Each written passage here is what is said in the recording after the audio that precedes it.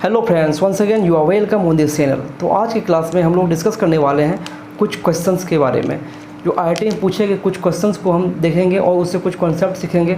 अभी तक पिछले 6 क्लास में, पिछले 6 लेक्चर्स में हम लोग जितने भी थ्योरी पढ़े हैं, कॉन्सेप्ट पढ़े हैं, उन सब का यूज करके हम आज के क्लास के प्रॉब्लम को सॉल्व करने वाले हैं। और ये सारा question previous year IIT advance से पूछा गया क्वेश्चन है। तो आइए शुरू करते हैं क्वेश्चन नंबर 1 से। क्वेश्चन नंबर 1 जो है वो आईआईटी एडवांस 2017 में पूछा गया क्वेश्चन है, 2017 के एडवांस में। आइए इसे पढ़ते हैं। क्या कह रहा है 3 randomly chosen non negative integer x y z are found to satisfy the equation x + y + z = 10, then the probability that z is a even. ये समझते हैं क्वेश्चन क्या कह रहा है। क्वेश्चन 3 रैंडमली नंबर हम चूज किए, वो नंबर क्या है, वो है नॉन नेगेटिव इंटीजर है। यानी कि यहाँ दे दिया आपको x > 0, y > 0 and z > 0। Non negative integer है और ये x y z क्या है, इंटीजर है। Are found to satisfy the equation, वो इस इक्वेशन को सेटिस्फाई करता है। किसको, x + y + z = 10, इसे सेटिस्फाई करता है। Then probability that z is even, तो कहता है क्या प्रोबेबिलिटी है कि z इवन हो। तो प्रोबेबिलिटी पूछता है, तो रिक्वायर्ड प्रोबेबिलिटी क्या हो जाएगा, m/n। m means favourable case और n क्या है, n है आपको total number of outcomes. m क्या है, फेवरेबल नंबर ऑफ आउटकम्स। तो अब देखिए ये क्वेश्चन जनरली परमुटेशन कम्बिनेशन के मल्टीनोमियल थ्योरम से रिलेटेड है। यानी कि यहाँ दे दिया आपको x y z इंटीजर है और x + y + z 10 है। अगर मान लीजिए कोई कंडीशन नहीं होता तब पूछता आपको नंबर ऑफ सॉल्यूशन इसका कितना होगा। तो मल्टीनोमियल थ्योरम से क्या करते हैं आप, नंबर ऑफ सॉल्यूशन क्या होता है, n + r - 1 c r - 1। यहाँ पे r क्या है, r है x + y + z। यहाँ r है आपको 3 है और n = 10 है। ये मल्टीनोमियल थ्योरम में हम पढ़ेंगे। और ये कैसे होता है ये आपको पिछले क्लास से हम बताए भी थे। जब दो सेम डाइस को, दो आइडेंटिकल डाइस को टॉस किए थे तो बताए थे देखो, दो आइडेंटिकल डाई को जो टॉस करते हैं उसमें टोटल नंबर ऑफ आउटकम्स कैसे होता है, कैसे निकलता है और कितना होता है, वो था n + 5 c 5 था। तो उससे जब हम प्रूफ कर रहे थे, हम मल्टीनोमियल थ्योरम से प्रूफ कर रहे थे, तो थोड़ा सा कॉन्सेप्ट आपको वहाँ बताए थे, वही कॉन्सेप्ट यहाँ लगा रहे हैं। यहाँ टोटल नंबर ऑफ सॉल्यूशन कितना हो जाएगा, n + r - 1 c r - 1। जहाँ n क्या होता है, जो इक्वेशन के इक्वल में राइट साइड में दिया रहता है, और जो नंबर ऑफ वेरिएबल है उससे हम कहते हैं r। तो यहाँ पे रखिए, पुट कीजिए तो क्या हो जाएगा, ये हो जाएगा n total number of case जब कोई कंडीशन नहीं हो। तो क्या हो जाएगा, n 10, r क्या है 3 - 1 c 3 - 1, ये क्या हो जाएगा 12c2। और 12c2 कितना हो जाएगा, देखिए फैक्टोरियल 12/फैक्टोरियल 10 × फैक्टोरियल 2, ये लिख सकते हैं। ये क्या हो जाएगा 12 × 11/2, ये 66 हो जाएगा। यानी कि n निकल गया मेरा 66, n = 66। अब m की वैल्यू निकालना है।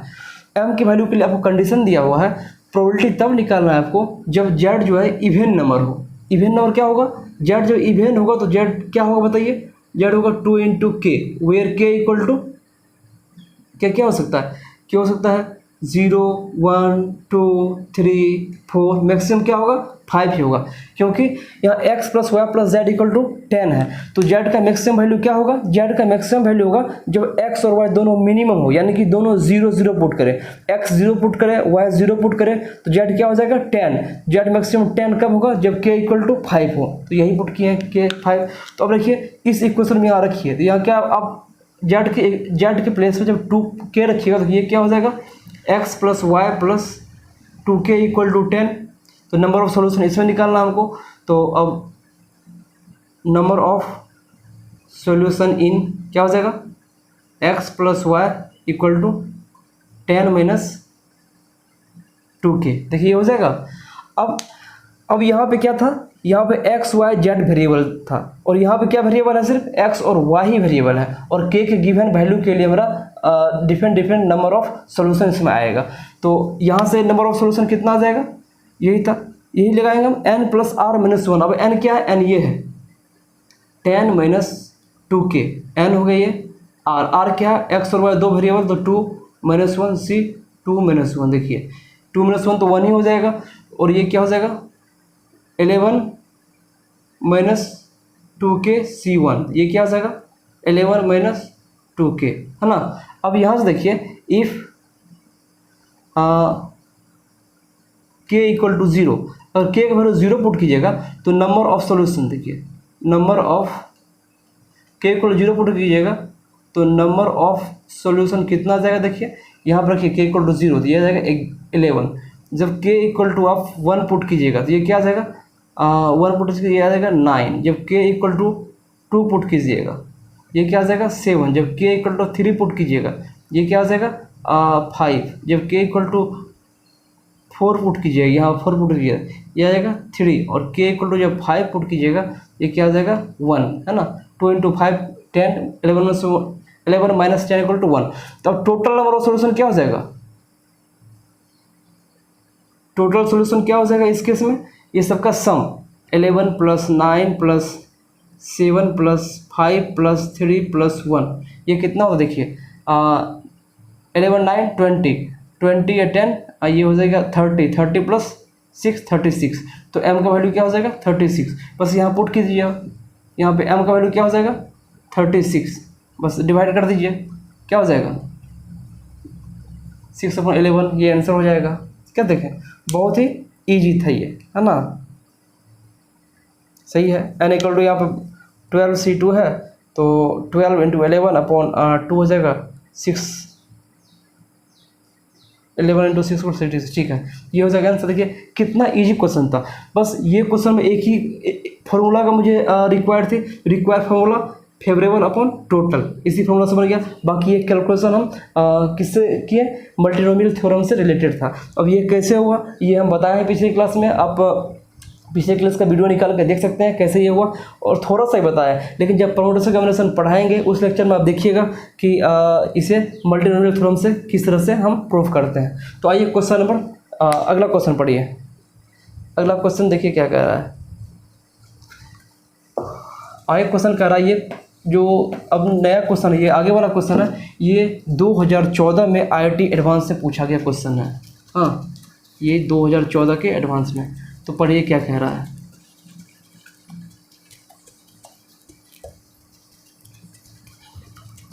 तो क्वेश्चन कह रहा है 3 boys and 2 girls stand in a queue. The probability that the number of boys ahead of every girl is at least 1 more than, ये than है, ये more than the number of girls ahead of her is, ये कह रहा है जो ये क्या दिया है आपको, देखिए ये दिया है, ये क्या बोले 2014 का क्वेश्चन है, IIT एडवांस से पूछा गया। तो ये क्या कर रहा है, 3 लड़का है और 2 लड़की है, एक क्यू मीन से एक पंक्ति होता है, एक क्यू में खड़ा है।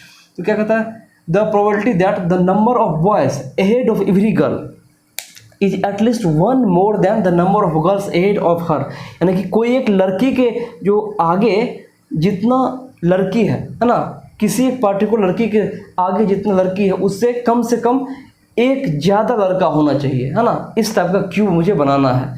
तो क्या कह रहा है, बॉयज़ कितना है, बॉयज़ है 3 एंड गर्ल भी है 2 गर्ल है, गर्ल 2 है। तो अब अगर कोई कंडीशन नहीं रहता, यानी कि हम रिक्वायर्ड प्रोबेबिलिटी, देखिए रिक्वायर्ड प्रोबेबिलिटी क्या हो जाएगा फेवरेबल अपॉन टोटल। अगर कोई कंडीशन नहीं रहता तो टोटल कितना है 3 + 5, 3 + 5 को क्यू में अरेंज करने का क्या है 3 + 2 = 5। अब 5 पीपल्स को रो में अरेंज करने का क्या तरीका था, फैक्टोरियल 5। अगर कोई कंडीशन नहीं है तो फैक्टोरियल 5 हो जाएगा, फैक्टोरियल 5 से हम अरेंज कर सकते हैं 5 पीपल्स को। तो अब क्या कह रहा है, कंडीशन दिया है कि जब ये कंडीशन को फॉलो करता हो तो क्या प्रोबेबिलिटी होगा, यानी कि m का वैल्यू निकालना है। तो देखिए क्या कह रहा है, क्वेश्चन में कह रहा है गर्ल G1 G2 को मान लेते हैं गर्ल G1 G2, और यहाँ पे ये क्या है बॉयज़ है तो उसको मानते हैं B1 B2 B3। एक तरह का रो यही बन गया ना एक तरह का रो। तो देखिए क्या ये रो मेरा सॉरी ये क्यूब मेरा इसको फॉलो करता है कि इस रूल को क्या कहता है, लड़की के आगे में जितना लड़की है उससे एक लड़का होना चाहिए, यानी कि जीवन के आगे में कितना गर्ल है, एक गर्ल है G2। तो जीवन के आगे में कम से कम 1 + 1 2 बॉय होनी चाहिए थी, लेकिन 2 बॉय यहाँ पे नहीं है, यानी कि ये रूल भी ये क्यूब भी मेरा का फेवरेबल क्यूब नहीं होगा। अब देखिए कैसे क्यूब बनाएंगे। हम क्या करते हैं, G1 G2 है, एक बार क्या करते हैं सारे बॉय को हम आगे कर देते हैं B1 B2 B3। ये होगा क्या, देखिए G2 को आगे में कितना बॉय है, 3 है, और गर्ल कितना है 0। तो यही कह रहा है जो कम से कम एक ज़्यादा हो बॉय, एक ज़्यादा हो कम से कम, या 2 ज़्यादा हो या 3 ज़्यादा हो, कम से कम एक ज़्यादा होना चाहिए। तो G2 के आगे में नंबर ऑफ गर्ल 0 है और G2 के आगे में नंबर ऑफ बॉय 3 है, ये फेवरेबल केस हो गया। फिर देखिए जीवन के आगे में कितना गर्ल है, एक गर्ल है। तो अब जीवन के आगे में कम से कम 2 बॉय होना चाहिए, लेकिन जीवन के आगे में कितना बॉय है, 1 2 3। तो ये सिलेक्टेड केस हो गया। अब ये क्या करते हैं, जीवन यहाँ है, C2 यहाँ, अब क्या करते हैं हम B2 B3 को यहीं रखते हैं और B1 को यहाँ ले आते हैं। क्या ये फेवरेबल केस होगा, देखिए फेवरेबल केस होगा क्या, G2 के आगे में कितना गर्ल है, 0 गर्ल है, लेकिन बॉय कितना है, 2 है, यानी कि ये कंडीशन फॉलो करता है। अब जीवन पाइए, जीवन के आगे में कितना गर्ल है, एक ही गर्ल है, तो जीवन के आगे में बॉय कितना है, 1 2 3, तो है सही है, यही फेवरेबल केस होगा। अब क्या करते हैं, जीवन यहाँ है, G2 यहाँ है, अब क्या करते हैं यहाँ पे हम B1 B2 को यहाँ बीच में लाते हैं और B3 को यहाँ लाते हैं। अब देखिए यही फेवरेबल कैसा है, G2 के आगे में बॉय 1 है लेकिन गर्ल 1 भी नहीं है, और G1 के आगे में बॉय कितना 1 2 3, जबकि गर्ल कितना है 1 है। ये भी फेवरेबल केस हो गया मेरा। अब फेवरेबल केस क्या हो जाएगा, अब G1 G2 B3 को यहीं रखते हैं और यहाँ B2 का रखते हैं और यहाँ B1 करते हैं। क्या फेवरेबल कैसे, देखिए G1 के आगे में कितना गर्ल है, एक गर्ल है, तो बॉय भी 2 है, हो गया ना। और G2 के आगे में कितना गर्ल है, 0 गर्ल है, लेकिन बॉय 1 है, यही फेवरेबल केस है। अब देखिए एक और केस, लास्ट केस होगा, ये क्या G1 है C2 है, हम B2 B3 को यहीं रखते हैं और B1 को यहाँ रखते हैं। तो ये क्या होता है, देखिए G1 के आगे में कितना गर्ल है, एक गर्ल है, जबकि बॉय कितना है 2। चलिए ये मेरा केस को फेवर करता है। अब G2 के आगे में कितना बॉय है, 2 बॉय है, गर्ल कितना है 0, ये भी केस को फेवर करता है। अब इसके अलावा आप कुछ भी लिखिएगा तो वो फेवरेबल केस में इंक्लूड नहीं होगा। अब क्या करते हैं, देखिए अब जैसे इसको तो हम रीअरेंज भी कर सकते हैं, यानी कि इसके प्लेस को हम चेंज भी कर सकते हैं। G2 को यहाँ प्लेस करते हैं और G1 G2 को अल्टरनेट प्लेस करते हैं, और B1 B2 B3 को भी हम एक दूसरे के रिस्पेक्ट में अलग अलग प्लेस से प्लेस करें। तो इसको रीअरेंज करने का, B1 B2 B3 को रीअरेंज करने का क्या तरीका है, फैक्टोरियल 3, यानी कि B1 B2 B3 हम 3 तरीके से रीअरेंज कर सकते हैं इसको, और G1 G2 को अरेंज करने का क्या तरीका है, फैक्टोरियल 2। ये क्या हो गया 12। सेम तरह सेम इसको भी करेंगे, G1 G2 को हम रीअरेंज कर देंगे और B1 B2 B3 को फैक्टोरियल 3 से फैक्टोरियल 2, ये फैक्टोरियल 2 आ जाएगा, factorial 3 into factorial 2 equal factorial 2, यानी कि सारा जो है सो इक्वल होगा। सब केस में यही करेंगे, 3 बॉय और 2 गर्ल है, सबको हम रीअरेंज कर दिए। तो टोटल ये क्या हो जाएगा, m इक्वल टू क्या हो जाएगा, टोटल 12 है, 12 इंटू 5 इक्वल टू 60, और यहाँ पुट कीजिए आप 60, ये क्या आ जाएगा, ये फैक्टोरियल 5 इक्वल टू 120 होता है, 60 टू 1/2 पॉसिबल केस हो जाएगा। तो देखिए क्या देखें, बहुत ही इजी था, कुछ भी नहीं है, बस एक डिफरेंस मुझे पता होना चाहिए, जो रिक्वायर्ड प्रोबेबिलिटी, जो favourable case upon total number of case, यानी favourable outcomes by total number of outcomes, बस हो गया। अब आइए क्वेश्चन नंबर आगे क्वेश्चन डिस्कस करते हैं। ये क्वेश्चन जो है अब आगे वाला क्वेश्चन 2012 के एडवांस में पूछा गया, IIT के एडवांस में। अब पढ़िए क्वेश्चन क्या कर रहा है, कहता है 2 numbers are selected randomly from the set of 1 2 3 4 5 6 without replacement 1 by 1.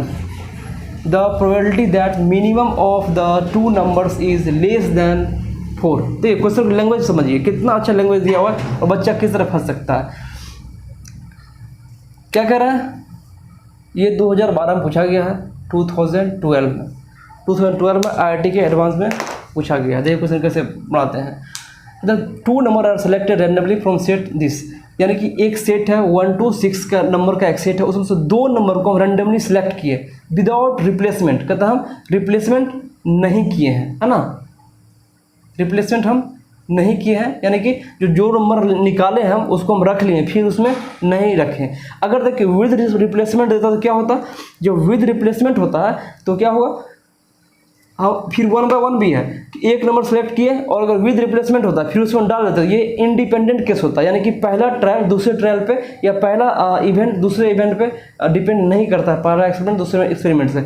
तो विद रिप्लेसमेंट है तो ये डिपेंडेंट केस हुआ, यानी कि पहले 6 नंबर था, एक नंबर हम ले लिए वहाँ से, अब क्या 5 ही नंबर बचा, तो क्या अब दूसरा चांस जो है, दूसरा ट्रायल जो है वो पहले ट्रायल पर डिपेंड करेगा, दूसरे का प्रोबेबिलिटी, इसलिए ये विद रिप्लेसमेंट अगर होता तो क्या हो जाता, इंडिपेंडेंट केस हो जाता। यह विदाउट रिप्लेसमेंट है, ये इंडिपेंडेंट केस नहीं है, डिपेंडेंट केस है ना। वही कह रहा हूँ कि 2 नंबर जो है सो सिलेक्ट किया गया रैंडमली इस सेट से जिसमें 6 नंबर है, कहता कि विदाउट रिप्लेसमेंट है ना, then probability that the 2 number is less than 4, कहता वो 2 नंबर जो है सो मिनिमम ऑफ 2 नंबर, देखिए कहता है मिनिमम 2 नंबर, 2 नंबर जो आप सिलेक्ट किए, जैसे माने 2 नंबर सेलेक्ट कर लिया आप x1 x2 कुछ भी लीजिए, x1 x2 सेलेक्ट किए और x1 x2 में ये क्या है, x1 लेस देन x2 है, ये होगा 2 नंबर सेलेक्ट कीजिएगा इसमें से एक एक करके, तो कोई तो एक छोटा होगा दूसरे से, तो यही कह रहा है जो मिनिमम है इन दोनों में, इन दोनों मिनिमम कौन हुआ, x1 कहता है मेरा लेस देन हो क्या 4 से ये मेरा लेस देन हो, है ना। तो फेवरेबल इवेंट्स क्या हो गया मेरा, है ना, इससे वही करेंगे रिक्वायर्ड प्रोबेबिलिटी रिक्वायर्ड प्रोबेबिलिटी क्या होगा, फेवरेबल केस अपन n। तो फेवरेबल केस हम क्या मानते हैं, देखिए इसमें कोई एक इवेंट ई मानते हैं जिसमें कि है minimum of 2 number is less than 4 मानते हैं, है ना। तो इसका ई का कंप्लीमेंट क्या हो जाएगा, ई का कंप्लीमेंट हो जाएगा मिनिमम ऑफ 2 नंबर्स, या ई कंप्लीमेंट क्या हो जाएगा, बोथ नंबर इज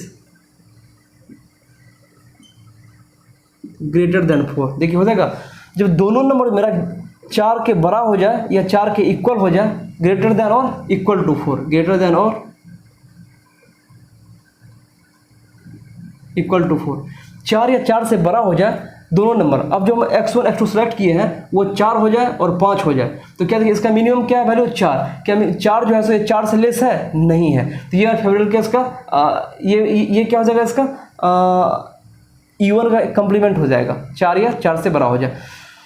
तो हम देखिए हम क्या बताए थे आपको बताए थे कभी कभी क्या होता है कंप्लीमेंट, जब कंप्लीमेंट इवेंट पढ़ा रहे थे तो उस टाइम बताए थे कि कभी कभी क्या होता है कि हम उल्टा निकाल देते हैं। जैसे हमें पूछता है ए के होने का प्रोबेबिलिटी निकालिए, ई के होने का प्रोबेबिलिटी निकालिए, तो हम क्या करते हैं ई के नहीं होने का प्रोबेबिलिटी निकाल देते हैं और उसमें से 1 से हम माइनस कर देते हैं। यानी कि यहाँ देखिए probability of E1 plus probability of E1 का नहीं होना, ये 1 हो जाएगा, तो प्रोबेबिलिटी ऑफ E1 क्या हो जाएगा, ये हो जाएगा 1 माइनस प्रोबेबिलिटी ई का नहीं होना, है ना। तो देखिए 1 माइनस प्रोबेबिलिटी ई का नहीं होना, तो 2 नंबर को हम निकालते हैं एक एक करके, तो सेट क्या है S इक्वल टू 1 2 3 4 5 6, पहला हमें एक निकालें, एक नंबर, एक 6 में से कोई एक आ सकता है 61, अब एक नंबर निकाल कर हम यहाँ रख दिए, अब बाकी कितना बचा, 5 ही नंबर बचा, 6 नंबर था इस सेट में और एक नंबर निकाल के हम रिप्लेस इसमें नहीं किए, हम बगल में साइड में रख लिए, तो अब कितना बचा 5। अब 5 में से फिर दूसरा टर्म में एक नंबर चूज करने का तरीका क्या है, 5C1, टोटल 30 हो जाएगा ना। तो ये देखिए टोटल 30।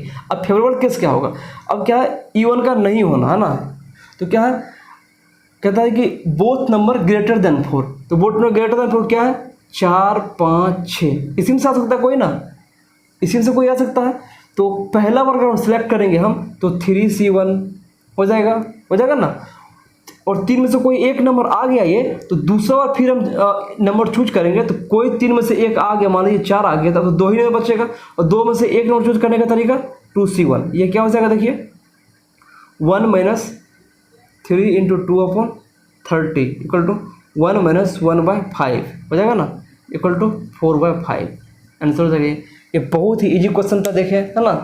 तो बस एक ही फार्मूला मुझे बार बार यूज करना पड़ रहा है, जो P required equal to M upon N favourable upon total.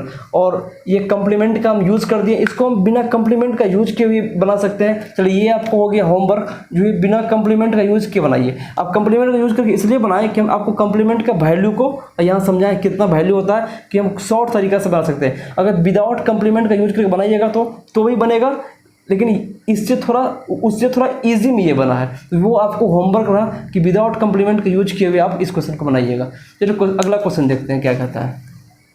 अगला क्वेश्चन है let omega be the complex cube root of unity, है ना। कहता है complex cube root of unity है omega not equal to n. हम क्या जानते हैं, जो क्यूब रूट ऑफ यूनिटी क्या हो जाता है 1 ओमेगा स्क्वायर। हम पढ़े कॉम्प्लेक्स नंबर में 1 ओमेगा स्क्वायर हो जाता है, जहाँ ओमेगा का वैल्यू क्या होता है e की पावर i 2π/3, है ना, पढ़े कॉम्प्लेक्स नंबर में। तो ये क्या कह रहा है, जो ओमेगा जो है सो क्यूब रूट है किसका, यूनिटी का, और ओमेगा 1 नहीं है। फिर क्या कहता है a fair die is thrown 3 times. कहता है एक फेयर डाई है और डाई को हम थ्रो किए 3 टाइम डाई को थ्रो किए। If R1 R2 and R3 are the number obtain on the die. कहता R1 R2 R3 जो मेरा है वो डाई पे ऑब्टेन किए, पहला बार थ्रो किए तो R1 आया, फिर दूसरा बार ऑब्टेन किया तो R3 आया, फिर तीसरा बार थ्रो किया तो क्या आया R3 आया। Then the probability that omega का power R1 plus omega to the power R2 plus omega to the power R3 equal to 0, है ना। देखिए क्या कर रहा है, ये कह रहा है हम कोई एक डाई को जब 3 टाइम्स थ्रो करेंगे तो टोटल पॉसिबल आउटकम्स क्या आ गया। हाँ देखिए, when one die is thrown 3 times, then total possible outcomes n equal to 6⁻3। ये पढ़े हैं पिछली क्लास में, जो कोई एक डाई को थ्रो करते हैं जितने नंबर ऑफ टाइम 6 की पावर उतना आ जाता है उसका टोटल आउटकम्स। अब कहता है जो यानी कि यहाँ से n का वैल्यू आ गया तो प्रोबेबिलिटी क्या होता है, प्रोबेबिलिटी ये m अपॉन n होता है। या n का वैल्यू आ गया, m का वैल्यू मुझे फाइंड करने के लिए ये कंडीशन दिया है, ये ओमेगा की power R1 plus omega power R2 plus omega power R3 equal to 0। अब देखिए, अब आप पढ़े होंगे कॉम्प्लेक्स नंबर में कि ZQ इक्वल टू 1 है तो इसका Z का कितना वैल्यू निकलता है 1 ओमेगा स्क्वायर, और 1 plus omega square equal to 0 होता है। ये पढ़े होंगे आप, और यही पढ़े होंगे omega power 3k plus i equal to हो जाता है ओमेगा पावर i, क्योंकि ओमेगा पावर 3k क्या होता है, वो होता है आपको omega power 3k equal to 1 होता है ना। क्योंकि हम जानते हैं omega power 3k equal to 1 होता है जहाँ k इक्वल टू इंटीजर हो। k अगर इंटीजर होगा तो omega power 3k equal to 1 ही होगा। तो यहाँ से देखिए, अगर ये 0 कब होगा, इसमें से कोई एक 1 हो, फिर कोई एक ओमेगा हो, फिर कोई एक ओमेगा स्क्वायर हो, तो ये होगा 1 होगा। और एक डाई को थ्रो करेंगे तो आउटकम्स क्या क्या आ सकता है, किसी डाई को थ्रो करते हैं तो आउटकम्स क्या आता है, आउटकम्स जो आता है वो आता है, आउटकम होता है 1 2 3 4 5 6, यही आउटकम आएगा। और इसी में से कोई नंबर आएगा R1 R2 और R3 आएगा। तो खुद देखिए आप, है ना, खुद देखिए ओमेगा कब आएगा, 1 कब आएगा, 1 आएगा तब जब ओमेगा की पावर 3k होगा, है ना। अब ओमेगा स्क्वायर कब आएगा या ओमेगा कब आएगा, जब होगा ओमेगा की पावर 3k प्लस 1 होगा। और ओमेगा स्क्वायर कब आएगा, ओमेगा की पावर 3k प्लस 2 होगा, है ना, तब ये ओमेगा स्क्वायर आएगा। तो यहाँ से देखिए 3k वाले केस में क्या क्या आ सकता है, यह आ सकता है 3 या 6, ये आ सकता है ना। 3 और 6 जब आएगा तो हम कह सकते हैं जो ओमेगा की पावर 3 दीजिएगा तो 1 आ जाएगा, और 6 दीजिएगा तो ही 1 आ जाएगा। फिर 3k प्लस 1 के सेट में कौन आ जाएगा, 3k प्लस 1 के सेट में आ जाएगा आपको क्या यह आ जाएगा आपको 1 आ जाएगा या 4 आ जाएगा, यही तो आएगा ना। फिर 3k + 2, यहाँ 2 है ना, ये क्या आ जाएगा 2 या 5, यही आ जाएगा। तो यही नंबर का आपको सेट बनेगा, है ना। तो अब देखिए हो सकता है R1, R2, R3। R1 में मान लीजिए आया आपको 3 या 6, दो तरह से आ सकता है कुछ। R2 में आया आपको 1 या 4 और R3 में आया आपको 2 या 5। अब इसमें से कोई वैल्यू इस पे रखिएगा, इसमें से कोई वैल्यू रखिए इस पे और यहाँ पुट कीजिए तो ये 0 ही आएगा। ओमेगा पावर मान लीजिए आप R1 यहाँ 4 रखिए तो यह क्या हो जाएगा, देखिए ओमेगा पावर 4 रखिए, ओमेगा पावर 4 प्लस यहाँ से आप रख दीजिए, ये क्या है 3 और 6 है, सॉरी हाँ, यहाँ आप 6 रखिए, ओमेगा पावर 6, R1 = 6 रखिए, R2 = 4 रखिए, 4 हो गया, और R3 = 5 रखिए, 5 हो गया, क्या गया omega power 6 = 1, omega power 4 = omega, omega power 5 = omega square, ये 0 हो गया। तो क्या देखिए R1 को रखने का तरीका कितना है, 2 तरीका, फिर R2 रखने का तरीका कितना है, 2 तरीका से रख सकते हैं R2, और R3 के तरीके से आ सकता है 2 तरीका से।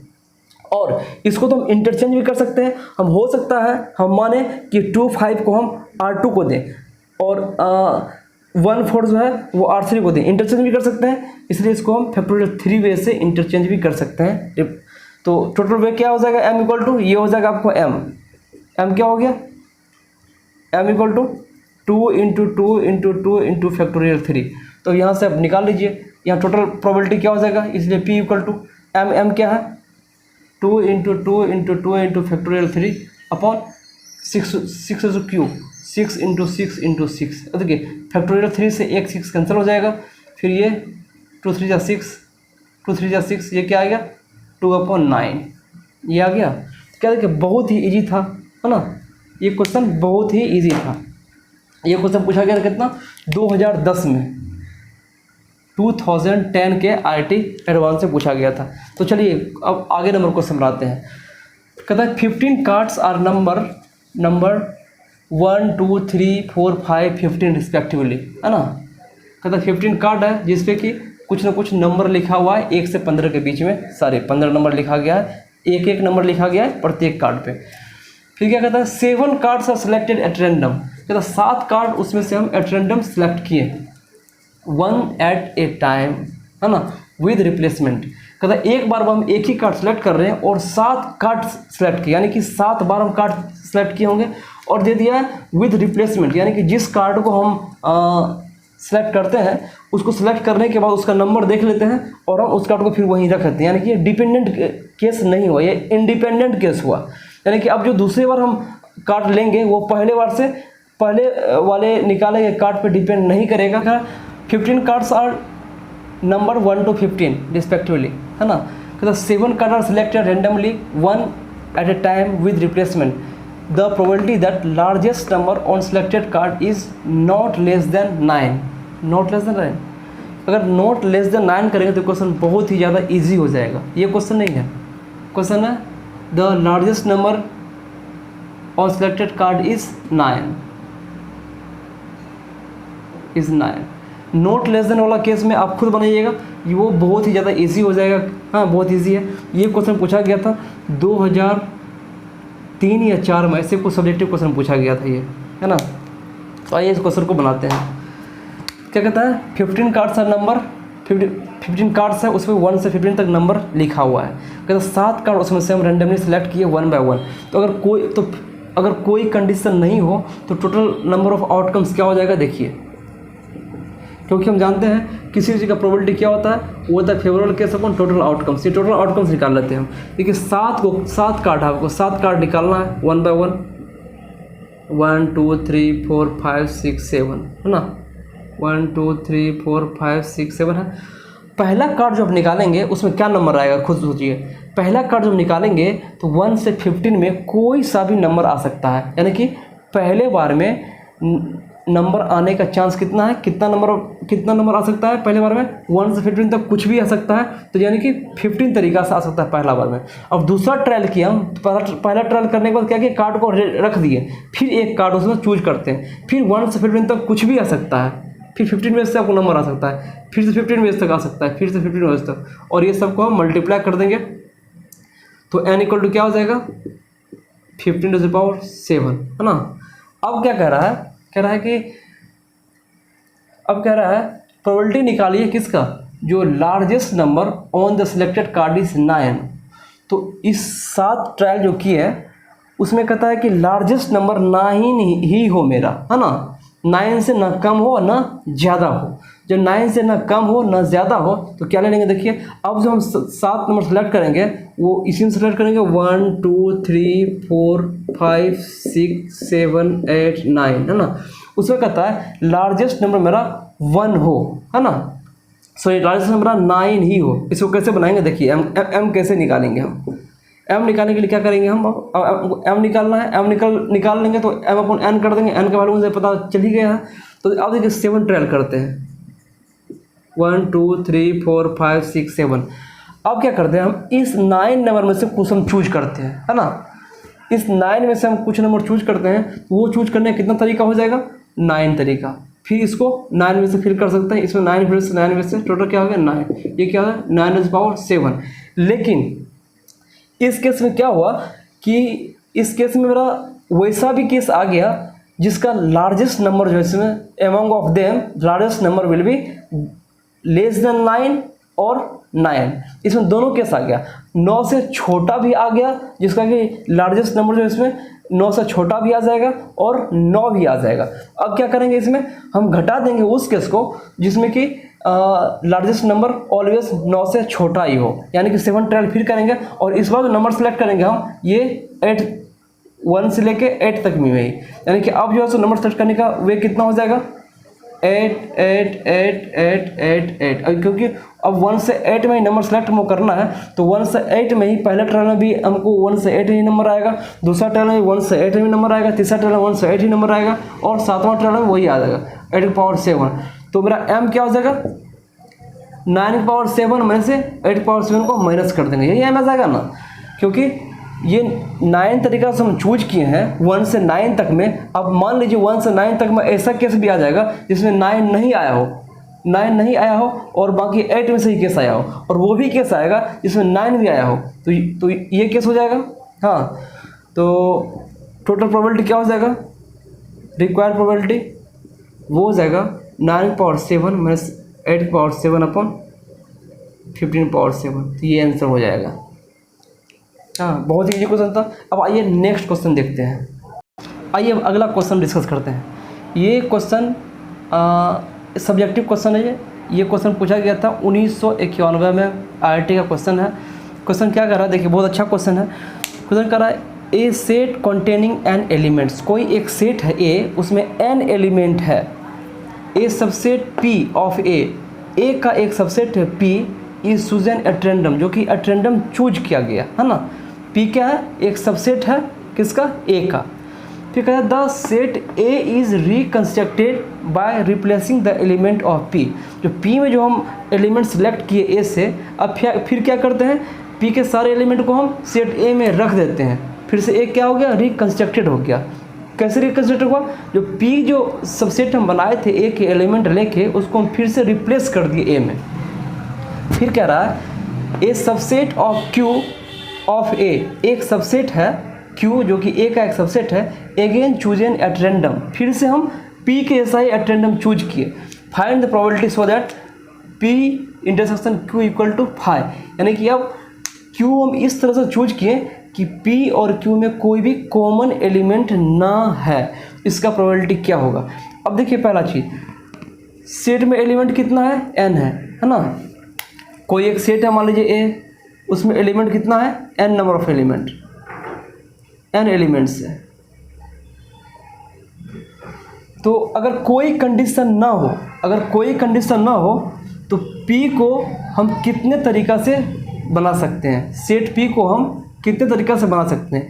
क्योंकि ये बी ए का सबसेट है तो हम कितना तरीक़ा से बना सकते हैं। देखिए टोटल नंबर एलिमेंट्स क्या है, एन है, तो हम इस एन में से कोई एक एलिमेंट नहीं लिए, क्योंकि कोई एक एलिमेंट नहीं लेंगे तो ये क्या होगा, नल सेट होगा, और null set is also a subset of any set. तो हम एक नल सेट को ले सकते हैं, या हम ले सकते हैं ये एन में से कोई एक एलिमेंट ले सकते हैं। या n में से कोई 2 एलिमेंट ले सकते हैं, या n में से कोई 3 एलिमेंट ले सकते हैं, या हम n में से सारा एलिमेंट ले लें। तो टोटल ऑफ पॉसिबल क्या हो जाएगा, टोटल पॉसिबल क्या हो जाएगा 2 to the power n। Binomial theorem में पढ़ते हैं आप, ये कितना है, ये है आपको 1 + 1 टू द पावर n का एक्सपेंशन, ये है पढ़े हैं बाइनोमियल थ्योरम में, ये 2 टू द पावर n हो गया। उसी तरह से क्यू सेट है, क्यू सेट में भी हम क्या कर सकते हैं, कोई कंडीशन अगर नहीं रहता तो हम 0 लेते हैं, या n में से कोई एक लेते हैं, वो भी एक सबसेट होता a का।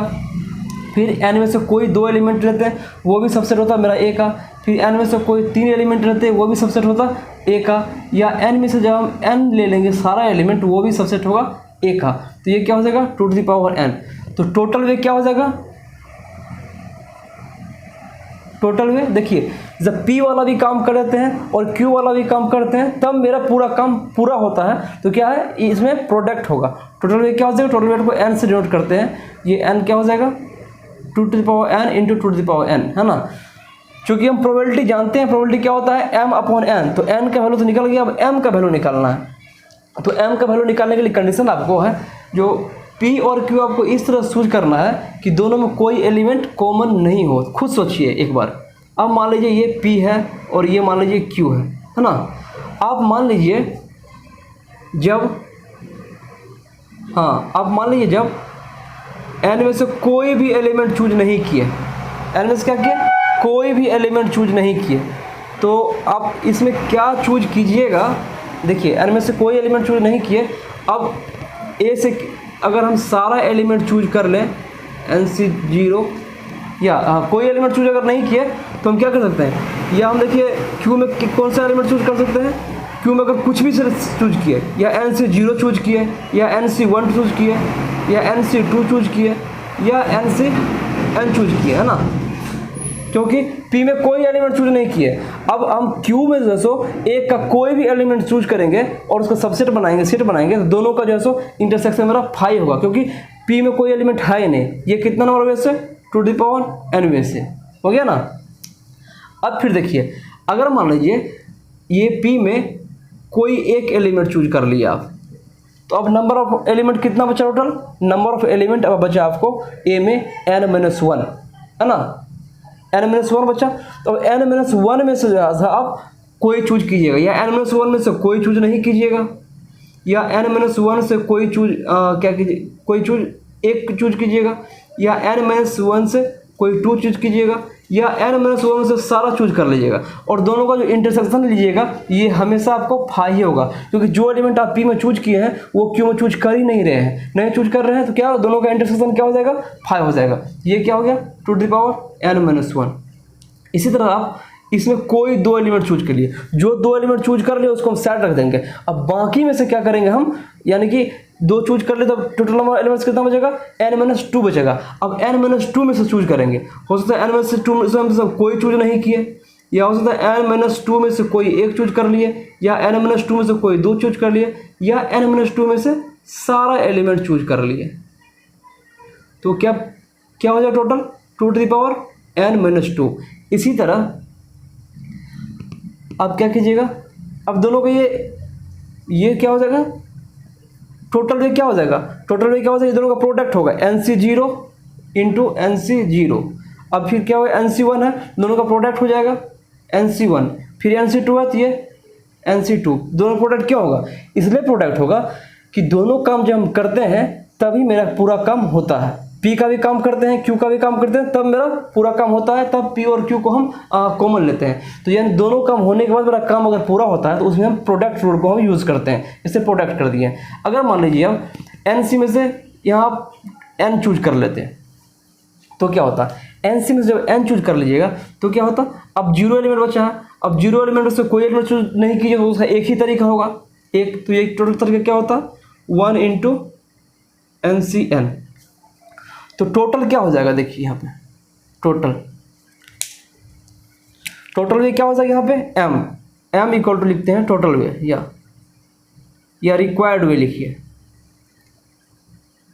रिक्वायर्ड वे क्या हो जाएगा m, क्या हो जाएगा, सबका सम हो जाएगा। देखिए यहाँ पे क्या है NC0 into 2 to the power n plus NC1 into two the power n minus one, यही है ना, plus NC2 into two the power n minus two, ये बढ़ते जाएगा, कहाँ तक जा रहा है, NCn into two the power zero, two the power zero का 1 लिख सकते हैं।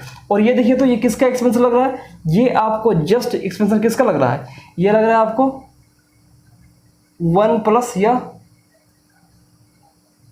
2 plus 1 raise to power n का एक्सपेंशन लग रहा है। ये देखिए 2 प्लस 1 का एक्सपेंशन कीजिएगा तो यही आ जाएगा, है ना, NC0 to the power n और 1 to the power n minus one, या इसको ये भी लिख सकते हैं 1 प्लस 2 का एक्सपेंशन पावर n, ये 1 प्लस 2 के पावर n का एक्सपेंशन, ये 2 प्लस 1 पावर n का एक्सपेंशन, दोनों एक ही होगा, एक ही है। तो रिक्वायर्ड कितना हो गया, 3 की पावर n। तो अब क्या हो जाएगा, प्रोबेबिलिटी, रिक्वायर्ड प्रोबेबिलिटी क्या हो जाएगा, m अपॉन n, m क्या है 3 की पावर n और n क्या है 2 power n into 2 power n, इसको क्या लिख सकते हैं 3 अपॉन 4 की पावर n। ठीक है, बहुत ईजी क्वेश्चन था।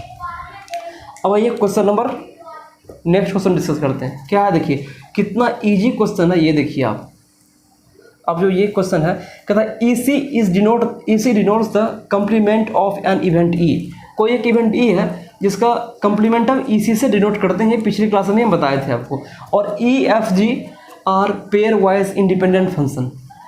हाँ, कहते हैं आपको EFG जो है पेयर वाइज इंडिपेंडेंट है ना, with probability Z greater than 0। इसमें दे दिया कि प्रोबेबिलिटी जी जो आपका ग्रेटर देन 0 है ना। फिर क्या कह रहा है, and probability of E F और जी के साथ होने की प्रोबेबिलिटी 0 दे दिया है। Then probability of E complement intersection C F complement और स्लैश जी, जब जी हो गया है कंडीशनल प्रोबेबिलिटी नहीं पढ़े थे आप। कंडीशनल प्रोबेबिलिटी क्या पढ़े थे आप, इसी टाइप का क्वेश्चन था।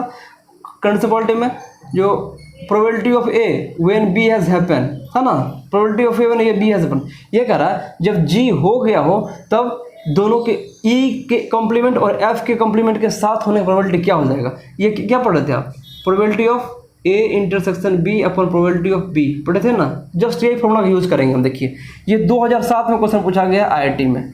कितना इजी क्वेश्चन है अभी जस्ट पता चल जाएगा आपको। ये क्या पूछ रहा है, प्रोबेबिलिटी ऑफ ई का कॉम्प्लीमेंट एफ सी कॉम्प्लीमेंट कब, जब जी हो गया है।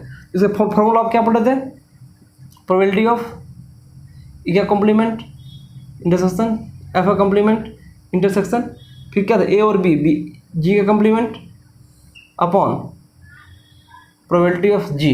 अब देखिए अब इतना ही चीज़ को पता है ना। और दे दिया क्या, ई एफ जी जो है पेयर वाइज इंडिपेंडेंट फंक्शन है और ई एफ जी के साथ होने की प्रोबेबिलिटी 0 है ना। तो देखिए अब यहाँ से ये देखिए आप, ये मान लीजिए ए है, ये है बी, सॉरी ये नहीं ई मान लीजिए, ये है ई, ये है एफ और ये है जी है ना। और ये अंदर है किसके, एक यूनिवर्सल सेट के। ये क्या दिया है देखिए, आपको निकालना क्या है, निकालना है कि जी हो रहा है और एफ और सी नहीं हो रहा है। ये कौन एलिमेंट है, ये है, ये वाला पार्ट जो जी का, ये क्या है, ये है ई नहीं हो रहा है, एफ भी नहीं हो रहा है, लेकिन यहाँ पे जी है ना। ये आपको निकालना है। ये कैसे निकालिएगा देखिए, ये कैसे निकालिएगा, ये यहाँ से देखिए हम पूरे में से प्रोबेबिलिटी ऑफ आपको ई का नहीं होना और एफ का भी नहीं होना और जी का होना, ये कैसे निकालेगा। पूरे जो प्रोबेबिलिटी है, पूरे प्रोबेबिलिटी में से अगर हम ये वाले पार्ट को और ये वाले पार्ट को माइनस कर दें तो क्या हो जाएगा, ये दोनों पार्ट को माइनस कर देंगे तो ये बचेगा। लेकिन होगा क्या, ये दोनों पार्ट को जब माइनस कीजिएगा तो ये 2 बार माइनस हो जाएगा, याद रखिएगा। ये पिछले क्लास में बताए थे इसको। अब देखिए ये क्या लिखेंगे, प्रोबेबिलिटी ऑफ जी माइनस ये वाला पार्ट क्या है, प्रोबेबिलिटी ऑफ ये क्या है, ये है आपको एफ और जी का होना। एफ और जी हो रहा है, एफ और जी एक साथ हो रहा है ना। ये एफ है और ये जी है, ये एफ और जी का कॉमन पार्ट हो गया तो एफ और जी माइनस करते हैं, फिर क्या ये वाला पार्ट जी और ई का होना, प्रोबेबिलिटी ऑफ ई और जी का साथ होना, है ना। ये देखिए 2 बार माइनस कर दिए हम, तो माइनस तो करना था हमको एक ही बार, तो इसमें एक जोड़ देंगे, प्रोबेबिलिटी ऑफ ई एफ और जी का साथ होना, समझ गया ना। अब प्रोबेबिलिटी ऑफ जी में से ये कलर्ड पार्ट माइनस कर देंगे तो यही बचेगा, और यही प्रोबेबिलिटी में पूछ ही रहा है ना, यही प्रोबेबिलिटी यहाँ पर निकालना ही है। ये क्या हो जाएगा देखिए, प्रोबेबिलिटी ऑफ जी माइनस, ये अगर पेयर वाइज इंडिपेंडेंट फंक्शन है तो हम बताए थे 2 फंक्शन के साथ होने का प्रोबेबिलिटी क्या हो जाता है, probability of F into probability of G हो जाता है माइनस, फिर probability of E into probability of G plus, और ई एफ और जी के साथ होने की प्रोबेबिलिटी आपको 0 दे दिया है, यानी कि ये 0 दे दिया है।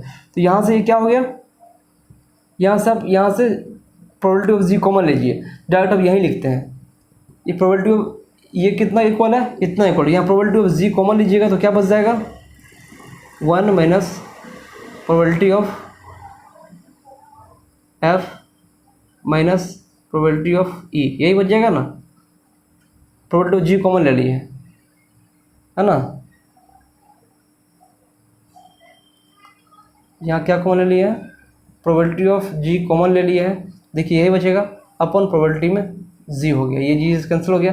अब देखिए इसको क्या लिख सकते हैं, इसको हम लिख सकते हैं 1 माइनस प्रोबेबिलिटी एफ का होना, ये क्या हो जाएगा, प्रोबेबिलिटी ऑफ एफ का कॉम्प्लीमेंट, इसको लिख सकते हैं प्रोबेबिलिटी एफ का कॉम्प्लीमेंट माइनस प्रोबेबिलिटी ऑफ ई, या इसको और एक चीज़ लिख सकते हैं, अब 1 माइनस पी कीजिए, 1 माइनस पी कीजिए क्या हो जाता है, ई का नहीं होना माइनस एफ का होना, बस ये होगा, ये दोनों हो जाएगा आंसर में। तो बहुत ही इजी क्वेश्चन था, क्या देखे, बहुत ही इजी क्वेश्चन था।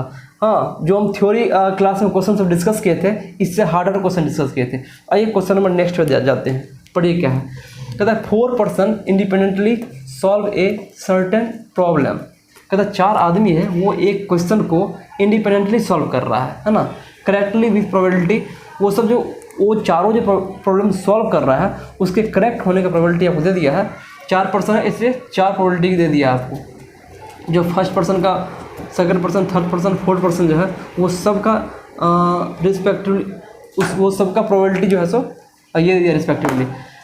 Then the probability that the problem solve correctly at least one of them, कहता है कि प्रोबेबिलिटी निकाले जो कम से कम एक आदमी सॉल्व कर ही ले, है ना।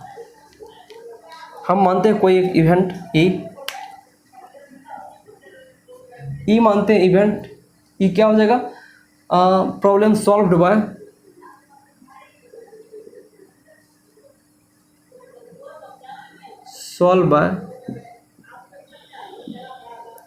एटलीस्ट 1 पर्सन, एक पर्सन के द्वारा जो, अब हमको निकालना क्या है, ध्यान हमको क्या निकालना है, probability of E equal to what, ये निकालना है ना। अब देखिए कहते हैं कम से कम एक पर्सन से सॉल्व हो ही क्वेश्चन, तो हम क्या करते हैं, हम निकालते हैं कि एक भी पर्सन से क्वेश्चन सॉल्व नहीं हो, उसमें से 1 से घटा देंगे।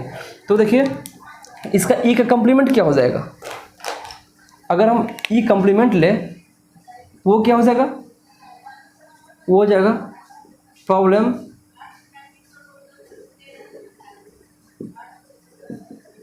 Not solved by any 1 person, एक भी पर्सन के द्वारा प्रॉब्लम सॉल्व नहीं हो जाएगा पी ई बार। हम क्या करते हैं, पी ई निकालने के लिए क्या करते हैं, 1 माइनस पी ई बार माइनस कर देते हैं, क्योंकि ये हमको आसान पड़ेगा, क्योंकि अगर एक पर्सन कम से कम सॉल्व करता है क्वेश्चन, तो अब अगर कम्प्लीमेंट का यूज नहीं करेंगे तो हम ऐसे कर सकते हैं कि जब एक ही पर्सन सॉल्व करे तो हो सकता है एक पर्सन से कोई सॉल्व कर सकता है, P1 भी कर सकता है, P2 भी कर सकता है, P3 भी कर सकता है, फिर मानेंगे प्लस, या हो सकता है कोई 2 सॉल्व करे, फिर हो सकता है या कोई 3 सॉल्व करे, या कोई 4 सॉल्व करे, तो ये बहुत ही लेंदी बन जाएगा, ये लेंदी बन जाएगा। इससे शॉर्टकट तरीका यही है कि अगर कह रहा है कम से कम एक पर्सन उस क्वेश्चन को सॉल्व कर रहा है, तो हम निकाल देते हैं कि क्वेश्चन को सॉल्व कर ही नहीं पा रहा है कोई, जब कोई कर ही नहीं पा रहा होगा उसको 1 से घटा देंगे तो क्या होगा, कम से कम एक पर्सन सॉल्व करने का तरीका हमको प्रोबेबिलिटी या चांस या निकल जाएगा। तो अब देखिए ये क्या हो जाएगा, ये हो जाएगा आपको 1 माइनस एक भी पर्सन के द्वारा प्रॉब्लम सॉल्व नहीं हो, तो वो क्या हो जाएगा, देखिए P1 है, P2 है, P3 है और P4 है। कहते हैं एक ही पर्सन द्वारा प्रॉब्लम सॉल्व नहीं हो तो सॉल्व होने की प्रोबेबिलिटी क्या है 1/2, तो नहीं होने की प्रोबेबिलिटी क्या हो जाएगा ई बार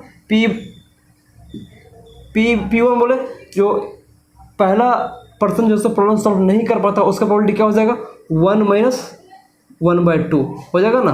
फिर इंटू P2 जो है सो दूसरा पर्सन का प्रॉब्लम सॉल्व नहीं करने का प्रोबेबिलिटी क्या हो जाएगा 1 - 3/4 इंटू उसी तरह 1 - 1/4 इंटू 1 - 1/8। ये क्या हो जाएगा देखिए 1 - 1/2 इंटू 1/4 इंटू 3/4 इंटू 7/8।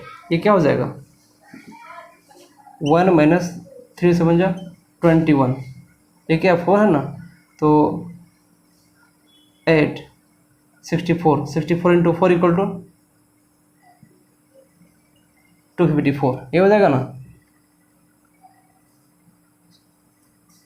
नहीं ये नहीं होगा। ये देखिए ये क्या हो गया 16 हो गया और ये क्या हो गया 8 इंटू 2 इक्वल टू 16 हाँ सर यही होगा 256 हो गया है ना। तो ये क्या हो जाएगा 256 - 21 कर दीजिएगा तो क्या हो जाएगा ये हो जाएगा 5 3 2 253/256। ये कितना क्वेश्चन इजी था, कुछ था ही नहीं। क्वेश्चन नंबर 13 हो गया। इससे हार्डर क्वेश्चन हम क्लास में डिस्कस कर चुके हैं। अब ये नेक्स्ट क्वेश्चन देखिए, ये क्या था 2013 में पूछा गया क्वेश्चन था, ये 2013 में पूछा गया क्वेश्चन था। अब ये क्वेश्चन नंबर नेक्स्ट पढ़ते हैं। कहता है an experiment has 10 equally likely outcomes. कहता कोई एक एक्सपेरिमेंट है जिसका कि 10 इक्वली लाइकली आउटकम्स है, यानी कि हर एक का होने का चांस सेम है, हर एक के होने का प्रोबेबिलिटी सेम है। इक्वली लाइकली का क्या मीनिंग होता है वो पीछे क्लास में बता चुके थे। Let A and B two non empty events of the experiment. कहता उस एक्सपेरिमेंट का कोई दो इवेंट है ए और B, if A consist of 4 outcomes. क्या कर रहा है ए जो है सब 4 आउटकम्स रखता है, then the number of outcomes that B must have so that A and B are independent event। कहता अब क्या B में कितना नंबर ऑफ इवेंट होना चाहिए कि A और B इंडिपेंडेंट इवेंट हो जाए। अब इसको उल्टा तरीका सोच लेते हैं हम, अगर A और B मेरा इंडिपेंडेंट इवेंट है तो B में कितना नंबर ऑफ एलिमेंट होगा। तो क्वेश्चन से क्या कर रहा है A and B are independent, इसलिए क्या हो जाएगा ये दोनों के साथ होने की प्रोबेबिलिटी क्या हो जाएगा PA इंटू PB है ना। ये भी IIT क्वेश्चन पूछा गया है 2008 में, 2008 के एडवांस में ये क्वेश्चन पूछा गया है IIT में। तो देखिए क्या क्या कह रहा है क्वेश्चन, तो कह रहा है अगर A और B इंडिपेंडेंट है तो दोनों के साथ होने की प्रोबेबिलिटी PA इंटू PB हो जाएगा, ये हम जानते ही हैं। अब क्या कह रहा है इक्वली लाइकली है और A में जो है 4 आउटकम्स है ना। तो नंबर ऑफ आउटकम्स देखिए, नंबर ऑफ आउटकम्स इन ए क्या है 4, इसलिए प्रोबेबिलिटी ऑफ ए क्या हो जाएगा 4/10, 4/10 हो जाएगा। अब देखिए जब ए और बी मेरा इंडिपेंडेंट है तो हम पिछले क्लास में पढ़ाए थे जो कोई दो सेट हो ए और बी जो है ए और बी के साथ होने का प्रोबेबिलिटी वो क्या होगा, वो हमेशा लेस देन होता है या इक्वल टू होता है PA या PB से। पिछले क्लास से हम लोग ये डिस्कस किए थे, क्यों होता है वो भी वहाँ बताए थे।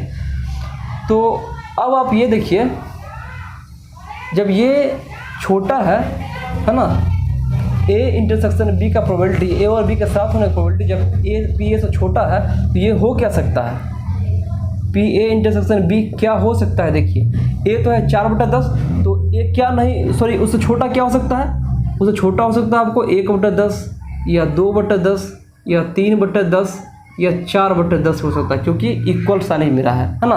अब हम निकालते हैं इफ़ 4 कैसे यहाँ से बनेगा, इफ़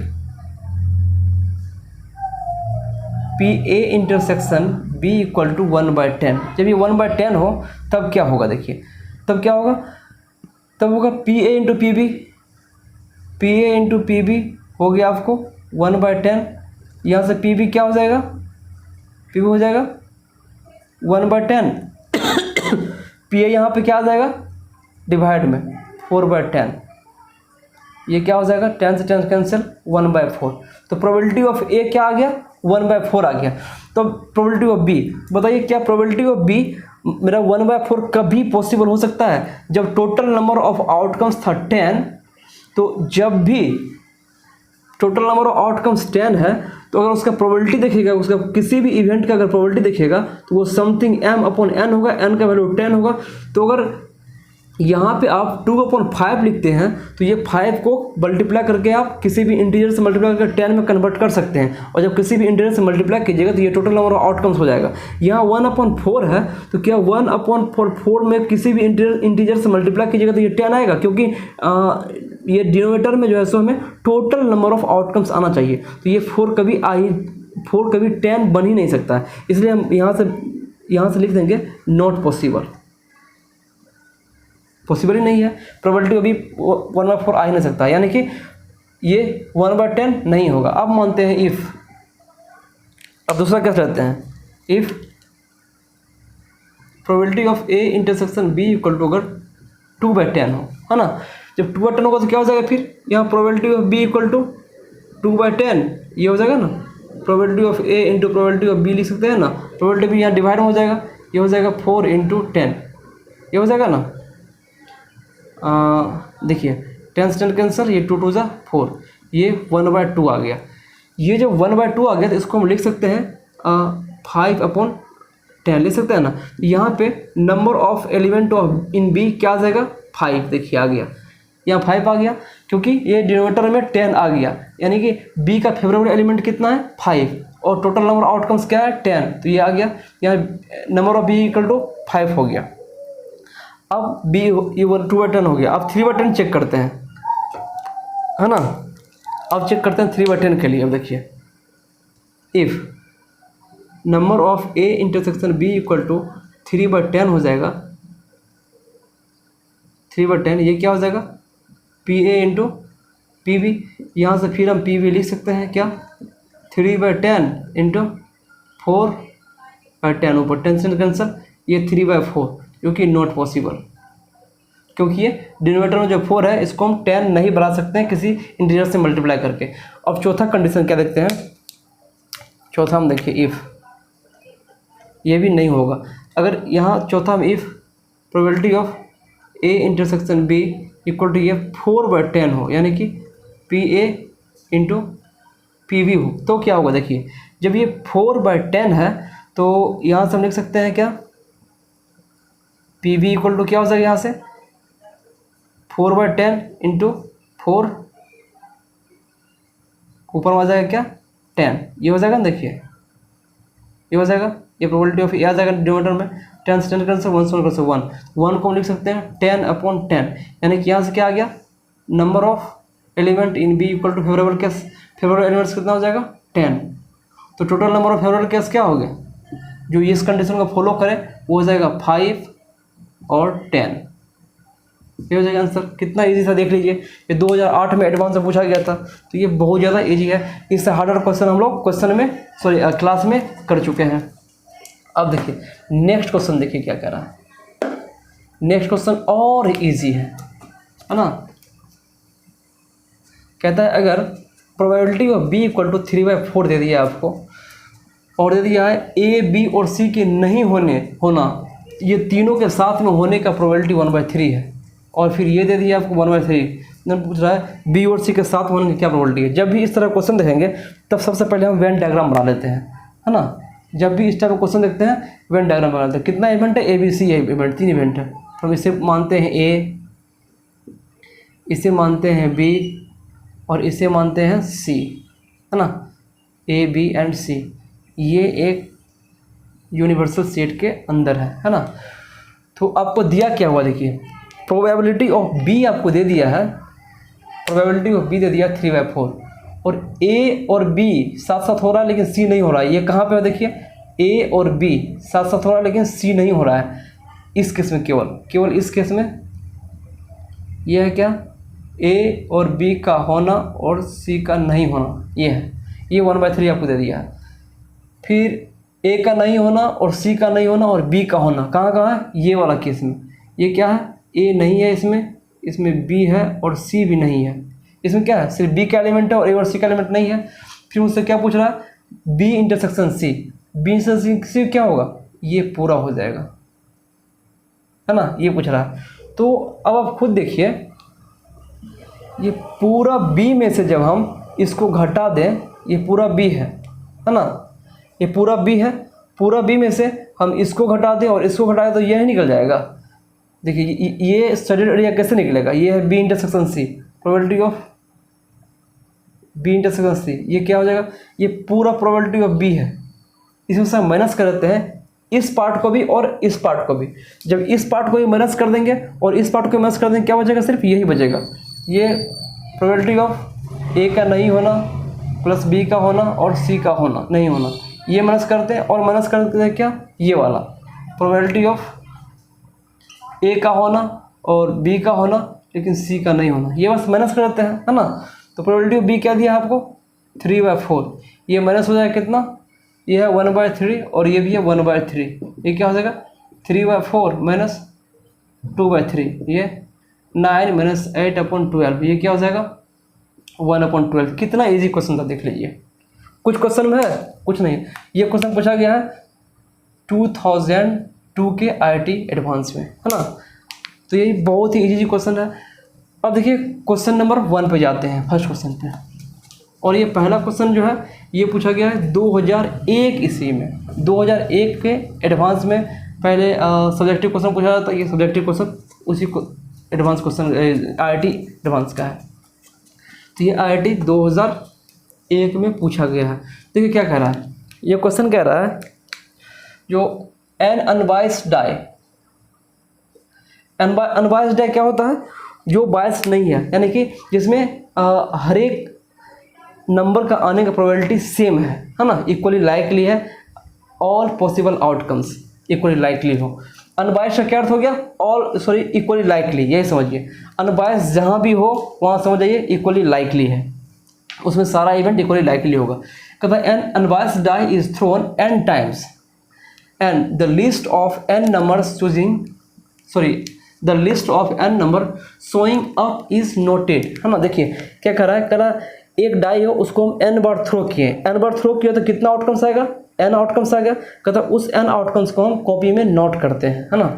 फिर कह रहा है what is the probability that among the numbers 1 2 4 5 6 only 3 numbers appear in that list. अब क्या किए, वो जो लिस्ट बनाए n नंबर का, उसमें कह रहा है जो कोई 3 ही नंबर हो डाई का, डाई जब हम थ्रो करते क्या क्या आता है 1 2 3 4 5 6, ये 6 एलिमेंट आता है। और कहता है जब n बार जो टॉस किए उसमें केवल और केवल 3 ही नंबर हमको दिखे उस लिस्ट में, है ना। तो अब देखिए कैसे इसको बनाएंगे, है ना। अनबायस्ड डाई को जब हम n टाइम्स ये किए, रोल्ड किए, तो क्या आ जाएगा, total number of outcomes n equal to क्या हो जाएगा 6n हो जाएगा। और ये आउटकम्स होगा, वो होगा क्या, आउटकम अगर डाई को हम रोल करते हैं तो आउटकम क्या आएगा, या 1 आएगा या 2 आएगा या 3 या 4 या 5 या 6। अब कोई एक सेट मानते हैं A, ये सेट जो है वो n नंबर का सेट है, n नंबर्स ऑफ एलिमेंट। ये एक लिस्ट है जिसमें n बार जो हम डाई को थ्रो किए, रोल्ड किए, उसमें जो नंबर आया आउटकम्स वो लिखे हैं। अगर मान लीजिए कोई कंडीशन नहीं रहता तो क्या होता, अगर कोई कंडीशन नहीं रहता तो क्या होता, 6n होता, है ना। पहला बार डाई को थ्रो किया 6 में से कोई एक नंबर आ सकता है, दूसरा बार डाई को थ्रो किया तो फिर 6 में से कोई एक नंबर आ सकता है, यानी कि n टाइम्स ऐसे ही आता, तो 6n होता। लेकिन अब आपको कंडीशन क्या दे दिया है, जो ये 6 में से कोई 3 ही नंबर आए तो फेवरेबल केस क्या हो जाएगा, देखिए m इक्वल टू क्या हो जाएगा, कोई 3 ही नंबर का रहा आने के लिए, तो 6 में से कोई 3 नंबर चूज कर लेते हैं, कोई 3 नंबर चूज कर लीजिए 6 में से। माने चूज कर लीजिए 1 2 3 1 2 3 चूज कर लिए, है ना। हम मानते हैं क्या यही नंबर को इस ए सेट में हम अब दूसरा जो कोई सेट हम बी है जो रिक्वायर्ड कंडीशन को फॉलो करेगा, वो सेट हम केवल 1 2 3 से ही हम एलिमेंट बनाए, 1 2 3 से ही एलिमेंट बनाए। 1 2 3 से एलिमेंट बनाने का कितना तरीका हो सकता है, तो टोटल तो n बार nth प्लेस, फर्स्ट प्लेस से लेके nth प्लेस तक भरना है। पहला बार टॉस के मान लीजिए इसमें 3 में से कोई एक आएगा, दूसरा बार टॉस किया 3 में से एक आएगा, फिर तीसरा बार टॉस किया 3 में से एक आएगा, और n टाइम टॉस किया तो 3 में से एक ही आएगा, है ना। तो टोटल केस कितना हो जाएगा 3n, ये क्या हो गया 3n। लेकिन 3n में क्या होगा देख रहे हैं आप, कभी ऐसा भी हो जाएगा जो केवल 2 ही आ जाए, यानी कि 1 और 2 आ जाए और वही भर दे ये सारा चीज़ को, है ना। कभी ऐसा भी हो जाएगा 2 और 3 ही आ जाए, वही 2 और 3 से ये सारा सेट फुल हो जाए, और कभी ऐसा ही होगा कि 1 और 3 हो और उसी से सारा चीज़ फुल हो जाए। क्या देख रहे हैं, ये क्या देख रहे हैं, एक जो है और एक या 2 से ही फुल हो सकता है, 2 या 3 से ही फुल हो सकता है, और 1 और 3 से फुल हो सकता है, और ऐसा भी हो सकता है केवल एक से ही फुल हो जाए, केवल एक से ही फुल हो जाए, है ना, ये n टाइम, या केवल 2 से ही फुल हो जाए, केवल 3 से ही फुल हो जाए, है ना, ये टोटल सेट 3 से ही फुल हो जाए, ऐसा होता है। तो हम क्या करेंगे, अब ये जो हम निकाले हैं उसमें से ये दोनों को माइनस कर देते हैं। जब ये दोनों को माइनस कर देंगे तो वही सेट बचेगा जिसमें 1, 2 और 3 तीनों हो, है ना। इससे माइनस कर देंगे कितना को, अब ये 3 जो चूज किए हैं इस फिर 3 में से कोई 2 नंबर चूज कर लेते हैं। अब 2 नंबर मान लेते हैं क्या, यही 1, 2 है। अब 1, 2 को उसको घटा दिए, कोई 2 नंबर ये भी आ गया, है ना। दोनों में क्या आ गया, ये 3 से 2 से चूज किया तो मान लीजिए 1, 2 आया, है ना। 1, 2 से अब ये n प्लस फुल हो सकता है 1, 2 से। जब 1, 2 से फुल होगा तो इसको भरने का कितना तरीका है, इसको भरने का 2 तरीका। अब दूसरे सेकेंड बार टॉस किया उसे भी 1, 2 से कोई आएगा, थर्ड बार टॉस किए 1, 2 से कोई आएगा, n टाइम टॉस किए तो 1, 2 में से कोई आएगा। ये रिक्वायर्ड वे कितना टोटल वे क्या हो जाएगा 2n, ये इंटू 2n हो जाएगा। लेकिन इसमें क्या होगा देखिए, इसमें क्या हुआ, हम जो माइनस किए तो इसमें ये भी हो जाएगा, तो कभी 1 आ जाए, 1 से ही फुल हो जाए, 1, या कभी 2 से ही फुल हो जाए, 2, है ना। फिर दूसरा भी आ जाएगा 2 और 3, क्योंकि 3C2 लिए हम कोई भी नंबर ले सकते हैं, ये 3 में से कोई 2 नंबर। तो अगर 2, 3 लेते हैं 2, 3 तो हो सकता है कभी 2 से ही फुल हो जाए, फिर 3 से ही फुल हो जाए। फिर अगर 1, 3 लेते हैं हो सकता है कभी 1 से ही फुल हो जाए और 3 से ही फुल हो जाए। क्या देखें, हमको घटाना था, माइनस करना था, सिर्फ एक बार 1 आए वो, या सिर्फ एक बार 2 आए वो, या सिर्फ एक बार 3 आए पूरे में वो घटाना था। लेकिन घट कितना रहा है, 2 बार 1 आए वो घट रहा है। देखिए ये 2 क्या है, 2 बार 2 घट रहा है, और ये 3 2 बार 3 घट रहा है, इसलिए इसमें हम प्लस कर देंगे 3C1, और कोई एक नंबर से अगर सबको भरेंगे तो 1n हो जाएगा, है ना। ये हो गया m। तो अब रिक्वायर्ड में क्या हो जाएगा, रिक्वायर्ड प्रोबेबिलिटी हो जाएगा m/n। m क्या है 6C3 into 3n minus 3C2 2n plus 3C1 upon, ये क्या हो जाएगा 6n, ये हो जाएगा आपको आंसर। तो यही बहुत इजी क्वेश्चन था, है ना। तो अब ये क्लास में हम लोग बहुत सारा प्रॉब्लम किया, और इस प्रॉब्लम से हम बहुत सारा कॉन्सेप्ट का भी यूज करना भी सीखें। क्लास में हम लोग स्टार्ट करने वाले हैं एक्सपेक्टेशन के बारे में, जो प्रोबेबिलिटी में एक्सपेक्टेशन कैसे निकालते हैं उसको डिस्कस करेंगे, और बहुत सारे क्वेश्चन को फिर अगले क्लास में सॉल्व करेंगे। हाँ, फिर आप पढ़ते रहिए और इस क्वेश्चन को बार बार आप सॉल्व कीजिए। IIT में पूछा गया बहुत ही अच्छा क्वेश्चन है, जिस क्वेश्चन के हेल्प से बहुत सारा कॉन्सेप्ट आप सीखिएगा, नया कॉन्सेप्ट सीखिएगा, और देखेंगे ये सारा क्वेश्चन जो है सो बस एक ही कॉन्सेप्ट पर रिलेटेड था, जो प्रोबेबिलिटी का क्लासिकल डिफिनेशन, जो बेसिक डिफिनेशन होता है, जो favourable case upon total number of case, यानी favourable outcomes upon total number of outcomes. तो क्या देखिए, बहुत सारा सिंपल क्वेश्चन IIT में क्वेश्चन में पूछा जाता है। तो बस जिस तरह से पढ़ा रहे हैं उस तरह से पढ़िए, उस तरह से रिवाइज कीजिए। फिर क्या देखिएगा कि IIT में पूछा गया सारा क्वेश्चन को आप खुद से ही सॉल्व कर दे रहे हैं। आपको पहले क्लास में बताए थे कि प्रोबेबिलिटी चैप्टर बहुत ही इजी चैप्टर है, बशर्ते कि आप इसको समझिए अच्छा से, इसके लैंग्वेज को अच्छा समझिए। जिस तरह से हम पढ़ा रहे हैं उस तरह इसके लैंग्वेज को समझिए, जिस तरह समझा रहे हैं, और बार बार रिपीट कीजिए। आप किसको, थ्योरी जो पढ़ाए हैं उसको रिपीट कीजिए। आप जो प्रॉब्लम लिख रहे हैं, जो फॉर्मूला लिख रहे हैं, फॉर्मूला को बार बार दोहराइए, बार बार रिपीट कीजिए, बार बार याद कीजिए, और जो कॉन्सेप्ट है उस कॉन्सेप्ट को ही बार बार आप नोट करके देखते रहिए, जो क्या कौन से प्रॉब्लम से या कौन से थ्योरी से हम कौन नया कॉन्सेप्ट सीखे हैं। बस इस तरह से आप मेहनत करते रहिए और देखिएगा प्रोबेबिलिटी लेक्चर खत्म होने के बाद आप IIT एडवांस का क्वेश्चन निकालिएगा, आपको सारा क्वेश्चन बनेगा। और IIT मेंस का क्वेश्चन तो पहले से हम बोल रहे हैं, IIT मेंस का क्वेश्चन आपको बस फर्स्ट अटेम्प्ट में ही बनना चाहिए, फर्स्ट अटेम्प्ट बनेगा IIT मेंस का क्वेश्चन, कुछ नहीं रहता है मेंस क्वेश्चन में। इसलिए मेंस क्वेश्चन ज़्यादा हम डिस्कस भी नहीं करते हैं, और डिस्कस करते हैं या तो IIT क्वेश्चन या IIT से ऊंचे level question, high level question discuss करते हैं। तो आज के प्रॉब्लम से आज की क्लास सब यही देखें कि सारा क्वेश्चन बहुत ही ईजी वे से सॉल्व हो रहा है। ठीक है, तो अगर मिलते हैं अगले क्लास में, तब तक के लिए गुड बाय।